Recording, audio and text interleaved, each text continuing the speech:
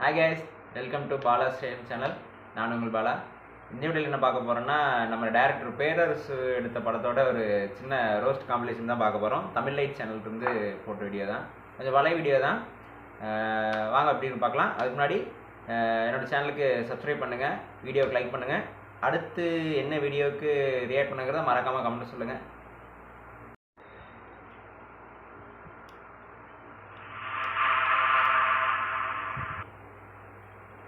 தமிழ் நண்பர்கள் அனைவருக்கும் வணக்கம். 2002லேருந்து 2007 வரைக்கும் இந்த தமிழ் சினிமாவை மொத்தமாக காப்பாற்றினது எது அப்படின்னு பார்த்தீங்கன்னா, தமிழ் சினிமாவில் ரிலீஸ் ஆன இந்த மசாலா திரைப்படங்கள் தான். இந்த மசாலா திரைப்படங்கள் தான் இந்த இடைப்பட்ட காலத்தில் தமிழ் சினிமாவே காப்பாத்துச்சு அப்படின்னு சொல்லலாம். அந்த மாதிரியான காலகட்டத்தில் இந்த நேரத்தில் நம்ம கடையை விரிச்சா கரெக்டாக இருக்கும் அப்படின்னு சொல்லி ஒரு இயக்குனராக தன்னோட கடையை விரிச்சவர் தான் இயக்குனர் பேரரசு அவர்கள். இயக்குனர் பேரரசு அவர்கள் 2005 விஜய் அவர்களை வச்சு திருப்பாச்சி அப்படின்ற ஒரு திரைப்படத்தின் மூலயமா தன்னை இயக்குனராக இந்த தமிழ் சினிமாவுக்கு அறிமுகப்படுத்தி கொண்டாரு. இந்த 2005 தான் ஒரு மசாலா இயக்குனர் அப்படின்னு சொல்லி இயக்குனர் பேரரசு அவர்கள் கடையை விரிச்சிருந்தாலும் அரைச்சமாவே திருப்பி அரைச்சதுனால அவர் போனி ஆகலை. அதனால அவர் கடையை மூட்டை கட்டிட்டு கிளம்பிட்டாரு. நல்ல வேலையா அவர் ஃபீல்ட் அவுட் ஆகிட்டாரு. ஒருவேளை அவரோட திரைப்படங்கள் தொடர்ந்து வெற்றி அடைஞ்சிருந்தது அப்படின்னா சிவகாசி, திருப்பதி, திருத்தணி மாதிரியான கன்றாவியான படங்களை காவிய திரைப்படங்கள் நினைச்சு நமக்கு இன்னும் கொடுத்து நம்மளோட கழுத்தை அறுத்திருப்பாரு இயக்குனர் பேரரசு அவர்கள். நல்ல வேலையா நாமலாம் தப்பிச்சுக்கிட்டோம். இல்ல இந்த தமிழ் சினிமாவே இயக்குனர் பேரரசு கிட்ட இருந்து தப்பிச்சிடுச்சு அப்படின்னு சொல்லலாம். இயக்குனர் பேரரசு அவர்களும் இயக்குனர் எம் ராஜேஷ் அவர்களும் கிட்டத்தட்ட ஒரே மாதிரி தான். ரெண்டு பேர்கிட்ட இருக்கிறது ஒரே ஒரு கதை. இப்ப ராஜேஷ் அவர்கள் கிட்ட பாத்தீங்க அப்படின்னா ரெண்டு ஃப்ரெண்ட்ஸ், அவங்களுக்கு நடுவில் ஒரு லவர் வருவாங்க. அதுல வர சின்ன சின்ன பிரச்சனைகள். இதுதான் ராஜேஷ் அவர்களோட திரைப்படத்தோட கதை. அதே மாதிரி இயக்குனர் பேரரசு அவரோட திரைப்படங்களை பாத்தீங்க அப்படின்னா மேக்சிமம் தங்கச்சி சென்டிமெண்ட், எப்பயாவது அக்கா சென்டிமெண்ட், இந்த ஒரு இத்து போன கதையை வச்சுதான் பல செத்து போன உப்புமா உருவாக்கி ஆடியன்ஸ் கிட்ட கொடுத்து ஆடியன்ஸோட கழுத்து அறுத்துட்டு இருந்தாரு. அதுலயும் இவர் படத்துல வர ஹீரோக்கள் எப்படின்னு பாத்தீங்கன்னா, நல்ல ஒரு பெரிய அண்டால ஒரு சொம்போ போட்டு காது கிட்ட உருட்டிட்டே குலுக்கிட்டே இருந்தா எந்த மாதிரியான ஒரு இரிட்டேட்டான ஒரு மனநிலை வருமோ அந்த மாதிரி படம் முழுக்க சம்பந்தம் இருக்கோ இல்லையோ லொடரடான்னு பேசிட்டே இருக்கிறது தான் இவர் படத்துல ஹீரோவாகிறதுக்கான முதல் தகுதி.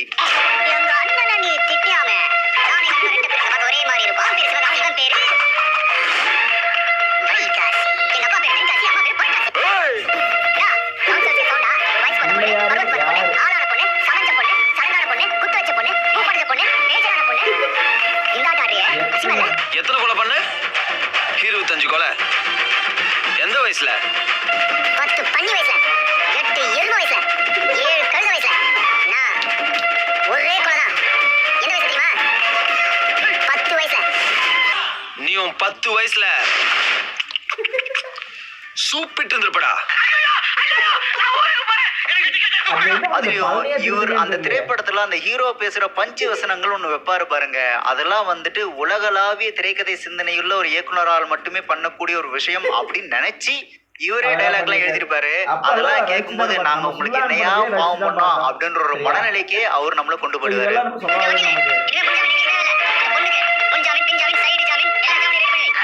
திருப்பதி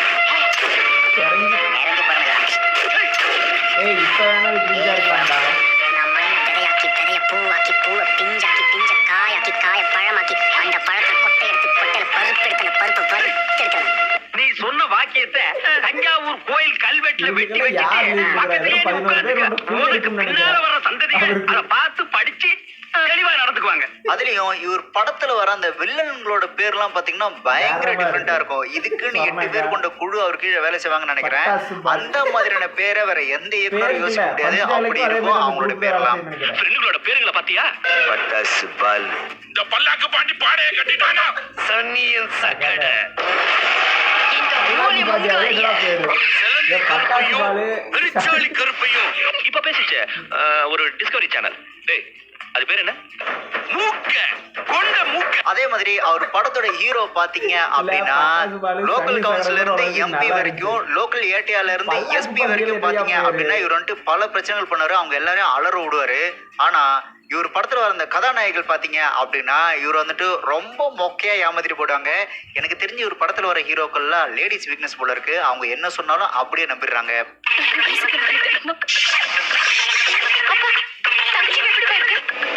தங்கச்சி எங்கம்மா வளர்ற? இது டாக்டர் கையை பிடிச்சிட்டாரா? சுகி எங்கம்மா இருக்க? ஆப்பா சொல்லுப்பா. அப்பாவா? அதே மாதிரி சீன்ஸ்ல வருது. வெடிகுண்டு முருகேஷ்ல என்கவுண்டர்ல போட்டுட்டீங்களா?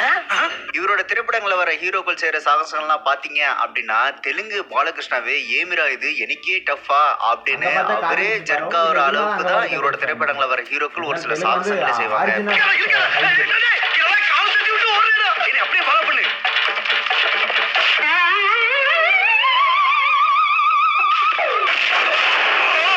டேய் செவல தாவுடா தாவு. அதை புடிச்சிட்டு பறக்க போறாரா? வீசுறாரா?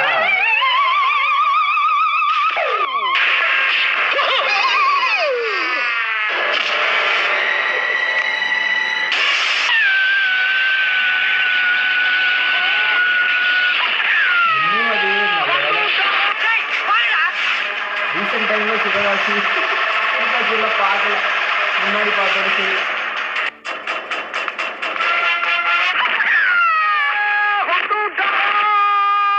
இது என்ன பிரமாதம்? இதை விட பெசலைட் ஒண்ணு இருக்கு. இப்ப நான் அவரை சுட போறேன்.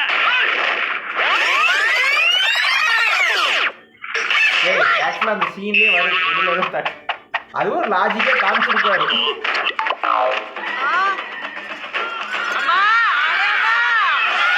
இல்ல லாஜிக் காட்டுறாரு.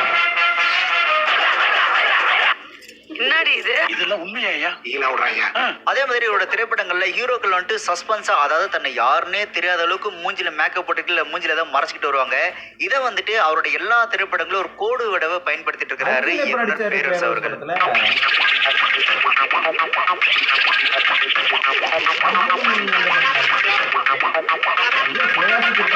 பழனி திருப்பதி ஊர் பேர் தான். இதை சொல்ல எல்லாருமே ஊர் பேர் தான். ஒண்ணு கோயில் பேரு, கோயில் இருக்கிற ஊர் பேரு.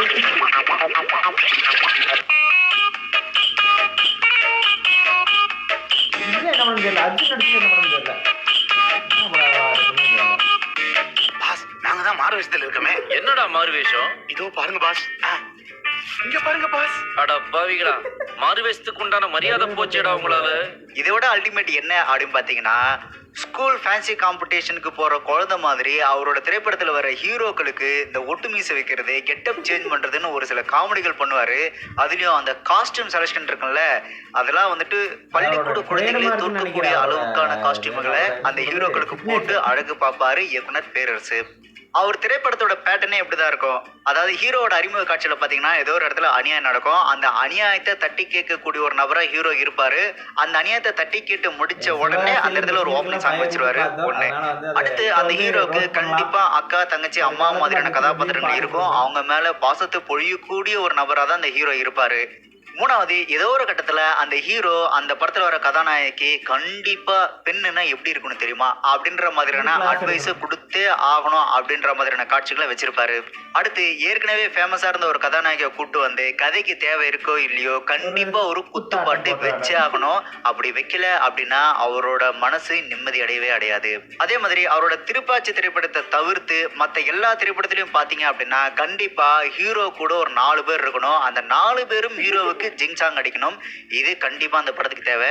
அண்ணே ஒரு 5 தடவை டர்ன் பண்ணுங்களே. இப்போ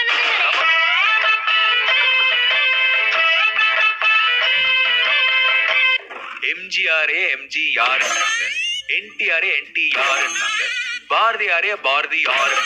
இவ்வளோ ஏன் இன்னைக்கு பிள்ளையாரு பிள்ளை யார் யார் யார் யாருங்கிறாங்க. நீங்க எல்லாம் சும்மா உருட்டு கட்ட. எங்க திருப்பதி கரல கட்ட. இதெல்லாம் விட மக்களை வெறுப்பேத்துற ஒரு விஷயம் என்ன அப்படின்னு பாத்தீங்கன்னா, அந்த திரைப்படத்துல ஹீரோவோட இன்ட்ரடக்ஷன் கூட சுமாரா தான் இருக்கும். ஆனா பேரரசு வர அந்த ஒரே ஒரு கேமியோ ரோலுக்கான அந்த ஒரு சீன் பாத்தீங்கன்னா, அதுல அவருக்கு கொடுக்கப்படுற பில்டப், அவர் பேசுற பஞ்சரெல்லாம் பார்க்கும்போது இந்த படத்துல உண்மையிலேயே இவங்க தான் ஹீரோவா இல்ல பேரரசு தான் ஹீரோவான்னு நமக்கே ஒரு கட்டத்துல டவுட் வந்துடும். அந்த மாதிரி ஃபோர்ஸா இருக்கும், அதோட காண்டா இருக்கும்.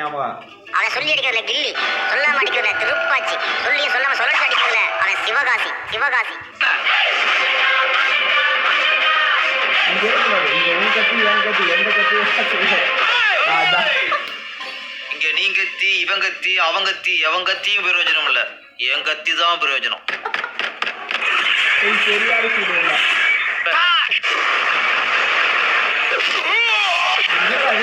ஃபைட் பண்ணி என்ன தெரியல. பழப்பழம் 3 வகை இருக்கு. 1 முறையான பழப்பு, நாம சமைச்சு நாம சாப்பிடுறது. 2 முறையில்லாத பழப்பு, அடுத்த சமைச்சு நாம கொட்டிக்கிறது. 3வது பழப்பு இருக்கு, உடைக்கப்படாத பழப்பு. அது என்ன தெரியுமா? ஊத்தி கொடுக்கறது, காட்டி கொடுக்கறது, கூட்டி கொடுக்கறது. இந்த மாதிரி திருட்டு விஷயம் இருக்கிறத பழப்பு. அண்ணா இவ்வளோ டைலாக் விடுற, உனக்கு தானா பழப்பு? ஆண்டவன் கொடுத்த பொழப்பு. Ration card, sim card, credit card, PAN card இந்த கார்டு வச்சு திருட்டு பிடிக்க முடியாது. ஏன்னா திருட்டு உண்மையான கார்டு. ஆமா, பிடிக்காம அந்த டியாரா? அவர் சிம்பு கப்ப. அப்ப நீ ரம்புக்கு அப்ப. வாய் மட்டும் இல்லைன்னா நாயை தூக்கிட்டு போயிடுவோம். பேரரசு அவர்கள் ஹீரோக்களை கூட்டு போயிட்டு சம்பவம் பண்ணி அனுப்பிச்சிட்டு இருக்கும்போது அதுல விஜய் அஜித்தும் ஏற்கனவே நல்லா ஸ்ட்ராங்கா இருந்தனால ஓரளவுக்கு எஸ்கேப் ஆயிட்டாங்க. ஆனா இதுல ரொம்ப பாவப்பட்ட ஜென்மம் யாரு அப்படின்னு பாத்தீங்கன்னா நம்மளோட சின்ன தளபதி பரத் அவர்கள் தான். பரத் அவர்கள் அவரோட திரைப்படம் நல்ல பெரிய வெற்றி அடையதோ இல்லையோ, ஆனா பட்டியல், அழகா இருக்கிற பயமா இருக்கிறது, எம்மகன், சென்னை காதல், வெயில், கூடல் நகரம் மாதிரியான வித்தியாசமான கதைகளை தேர்வு பண்ணி தன்னை ஒரு வித்தியாசமான ஒரு நடிகரா நிரூபிச்சுட்டு இருக்கும் போது பேரரசு அவர்கிட்ட போயிட்டு, என்ன தம்பி நீங்க இந்த மாதிரியான படம் நடிக்கிறீங்க, நம்ம கிட்ட ஒரு கதை இருக்கு, நீங்க ஆக்ஷன் ஹீரோவா மாறுறீங்க, அடுத்த சூப்பர் ஸ்டார் ஆகுறீங்க, அடுத்த தளபதியா நான் உங்களை மாத்தி காட்டுறேன் அப்படின்னு கூட்டு போய் அவரோட கெரியரையே காலி பண்ணி விட்டாரு பேரரசு அவர்கள்.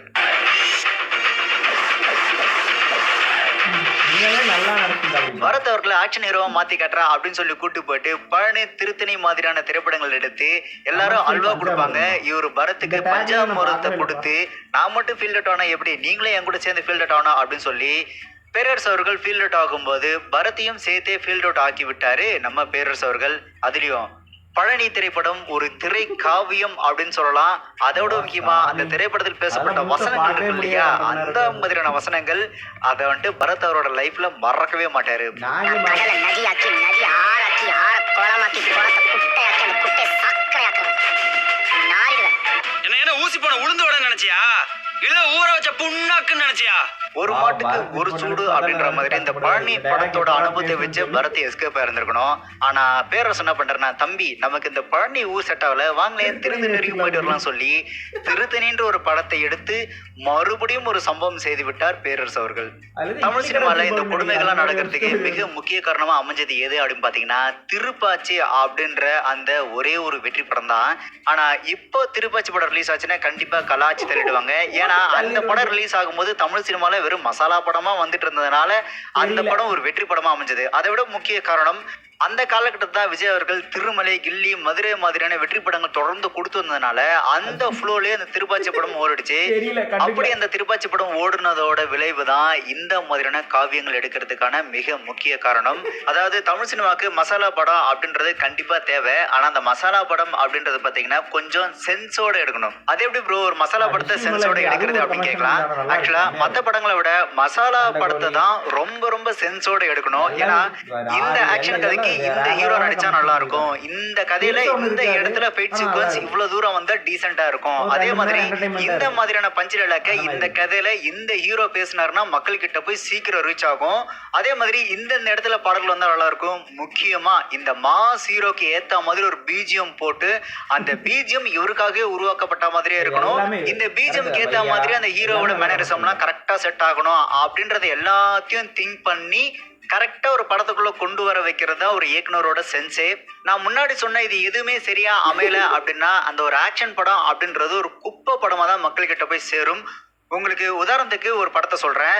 2002 அர்ஜுன் சார் நடிச்சு வெளிவந்த திரைப்படம் தான் ஏழுமலை. இந்த திரைப்படம் பாத்தீங்க அப்படின்னா பக்கா மசாலா ஆக்ஷன் திரைப்படம் தான் இந்த ஏழுமலை திரைப்படம்.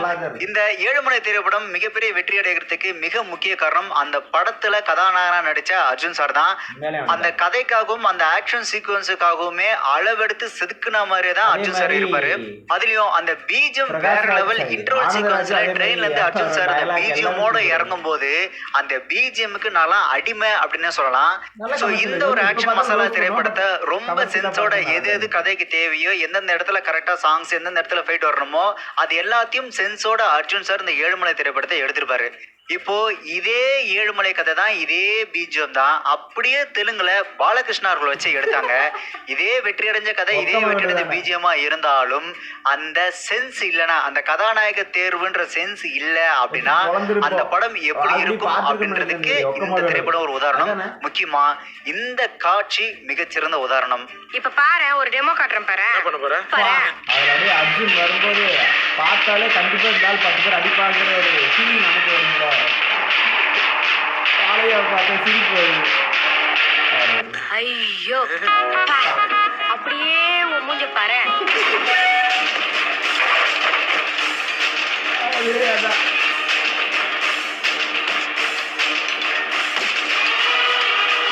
தூங்கி எந்திரிச்சு பழைய இருக்கு.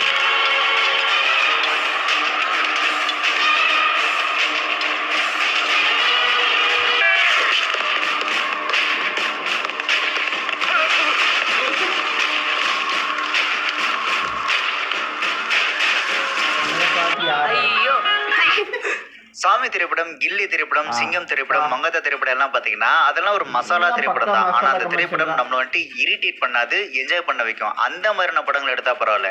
ஆனா பேரரசோட திரைப்படங்கள் பாத்தீங்க அப்படின்னா சென்ஸே இல்லாம இரிட்டேட் பண்ற மாதிரியான திரைப்படங்களை தான் அவர் தொடர்ந்து எடுத்து வச்சிருக்கிறாரு. எப்பவும் தமிழ் சினிமா ஒரு மாற்று பாதையை உருவாக்கி அதுல பயணிக்கும் போது இந்த மாதிரியான மசாலா டைரக்டர்களை வந்துட்டு காலை பிடிச்சி தரத்தரன்னு எடுத்து மசாலா படங்கள் எடுத்து தமிழ் சினிமாவுக்கு எடுத்து விட்டுருவாங்க. அந்த மாதிரியான இயக்குனர்ல மிக முக்கியமான ஒரு இயக்குனராக இருந்தவர் தான் பேரரசு அவர்கள். நல்ல வேலை ஒரு ஃபீல்ட் அவுட் ஆயிட்டாரு. இந்த மாதிரி இப்பவும் ஒரு சில இயக்குனர்கள் இருக்கிறாங்க. பேரரசு அவர்கள் மாதிரியே இப்ப இருக்கிற ஒரு சில இயக்குனர்கள் ஃபீல்ட் அவுட் ஆனா நல்லா இருக்கும் அப்படின்னு நீங்க எந்த இயக்குனர் நினைக்கிறீங்களோ அதை வந்துட்டு கமெண்ட் பாக்ஸ்ல கமெண்ட் பண்ணுங்க.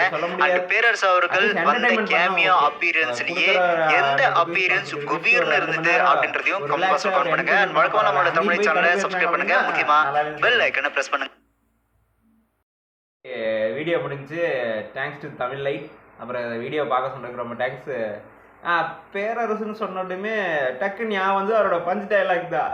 ஏன்னா அந்த டாக்டர் மாதிரி ஒரு அந்த சீன் வரும்னு சொன்னல, உங்க கத்தி ஏன் கத்தி, அது டக்குன்னு ஞாபகம் வந்துச்சு. ஏன்னா எப்போ ஒரு டைம் டிவியில் பார்த்த மாதிரி ஞாபகம். ஆனால் இத்தனை படமும் எடுத்தாங்கிறது கொஞ்சம் ரீசெண்டாக தெரிஞ்சு. அந்த பழனி திருத்தணி வந்தப்பல யாரா அப்படின்னு சொல்லி டிவியில் போடும்போது தெரியல, அதை கண்டுக்கவும் இல்லை, ரொம்ப போர்டிக்குன்னு விட்டுட்டோம். திருப்பாச்சி எடுக்கும்போது ஃபஸ்ட் டைம் அறிமுகம்னு தெரியும், புதுசாக டைரக்டர் அப்படிங்கிறது தெரிஞ்சது பேரரசுங்கிறது. அதுக்கப்புறம் பழனி திருத்தணி அப்படின்னு எடுக்கும்போதெல்லாம் தெரியல. அப்போ ரீசெண்டாக பரத் வந்து நிறைய நல்ல படம் நடிச்சிருந்தாரு. ஃபார்மாட்டார் ஸ்டேஜுக்கு வரும்போது இந்த படம் நடிச்சிருக்காரு, யார் அது டைரக்டர் பார்க்கும்போது அடப்பா இப்படியா பண்ணிட்டு அப்படிங்கிற மாதிரிலாம் தோணுச்சு. அதேமாரி தான் ரொம்ப நல்லா இருந்துச்சு, வீடியோ ரொம்ப நல்லா இருந்துச்சு. அதேமாதிரி நல்ல படம் எடுத்தால் பார்க்கலாம். அட்லீஸ்ட் ஏதாவது ஒரு ஜேர்னல் எடுக்கணும். எல்லாருக்கும் பிடிச்ச மாதிரி எடுக்க முடியாது, அட்லீஸ்ட் ஒரு என்டர்டைன்மெண்ட்டாவது பண்ணுற மாதிரியாவது இருந்தாவது போய் பார்ப்பாங்க. அதுக்குன்னு சில ஆடியன்ஸ் இருப்பாங்க, ஒரு 2 மணி நேரம் என்டர்டைன்மெண்ட்டாக பொழுதுபோக்கு இருக்காங்க. அதுவுமே எல்லா மாதிரி கடுப்பேற்ற மாதிரி எடுத்து வச்சிருக்கு அப்படிங்கிறது தான் அவர் ஃபார்ம் அவுட் ஆனதுக்கு காரணமே. சரி, ஓகே. எனவே வீடியோ ரொம்ப நல்லா இருந்துச்சு. அதுமாதிரி பாலாஸ்கர் சேனலுக்கு சப்போர்ட் பண்ணுங்கள், சப்ஸ்கிரைப் பண்ணுங்கள். வீடியோ கொஞ்சம் முழுசாக பாருங்கள். அடுத்து என்ன வீடியோவுக்கு ரியாக்ட் பண்ணுங்கள் மறக்காமல் சொல்லுங்கள். பை.